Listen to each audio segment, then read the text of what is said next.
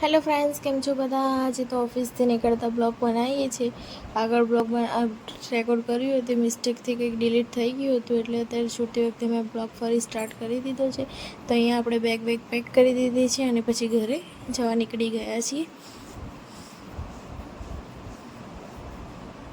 અને પછી ઘરે આવીને આપણે વેલણિયા બનાવવાના, એટલે દૂધીના વેલણિયા આપણે બાફવા મૂકી દીધા હતા. એક બાજુ દૂધ ગરમ કરી દીધું અને કાલ સવાર માટે આપણે ભીંડા ધોઈને મૂકી દીધા હતા. અને અહીંયા પછી આપણે કપડાં વાળી દીધા હતા.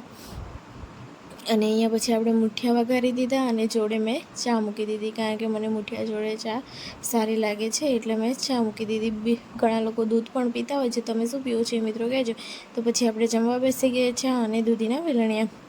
અને પછી આપણે અહીંયા મેથી પલાળી દીધી અને પછી ચાલવા નીકળ્યા એટલે આપણે રસ તો પીએ જ છીએ.